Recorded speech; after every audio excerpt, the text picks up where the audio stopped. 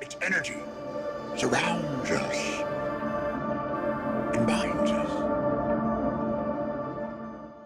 Hey everybody, and welcome back to another Star Wars short story presented by Carbonite Combos. Today we're going to be talking about Shaak-Ti and how she has actually died 4 separate times on screen. So throughout the Clone Wars, and specifically during Order 66, countless members of the Jedi Order were murdered, but none as many as Jedi Master Shaak-Ti. While serving on the Jedi Council, Shaak-Ti saw many of her comrades pass into the living force, but she herself was recorded dying 4 times throughout different Star Wars media. The first and canon record of her death comes from a deleted scene from Revenge of the Sith.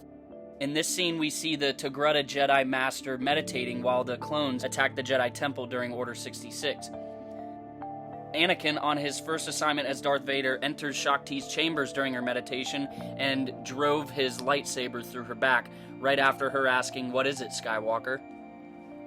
This scene of her death was later animated and added to the Clone Wars animated series. It is a reference to the same scene with Anakin, but in this version it was shown through a horrific vision of Master Yoda's when he was envisioning the things that were to come of the Jedi Order. Her next death comes from another deleted scene from Revenge of the Sith, but this time on General Grievous' starship.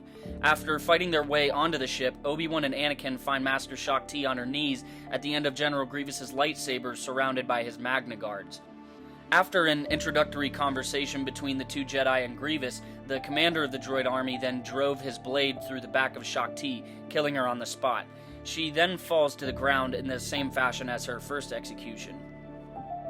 Her next death comes from the Force Unleashed video game. The scene is on the planet Felucia, where Darth Vader's secret apprentice Starkiller tracks her down to kill her at Vader's command.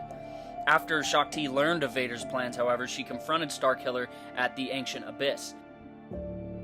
During the battle between the Jedi Master and the aspiring Sith apprentice, Shaak-Ti's flung onto one of the tentacles of the Sarlacc by one of Starkiller's Force lightning bolts. After she falls to the ground by the Sarlacc, she makes one final bid to sway the young assassin away from Vader's grasp and towards the light. Starkiller then argues back, saying he would never betray his master, followed by Shaak-Ti's last words. "Poor boy, the Sith always betray one another, but I'm sure you'll learn that soon enough." She then willingly falls into the eternal stomach of the Sarlacc before Starkiller returns to Vader's ship. The final death of Shaak-Ti comes from another video game, LEGO Star Wars: The Complete Saga. In yet another depiction of Anakin, freshly dubbed Darth Vader, killing Shaak-Ti, we see Obi-Wan and Yoda pace through the Jedi Temple after the Order 66 temple attack. The two masters pull up a security tape hologram where we see Anakin strike down Shaak-Ti, but this time he slices his lightsaber through her neck, cutting off her head. And although, this sounds the most graphic, it kind of helps that the characters are made out of Legos, so it's not nearly as powerful or gruesome as her other deaths.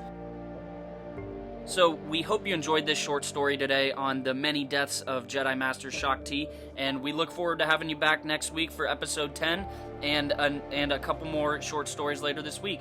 But in the meantime, may the Force be with you. Remember, the Force will be with you. Always.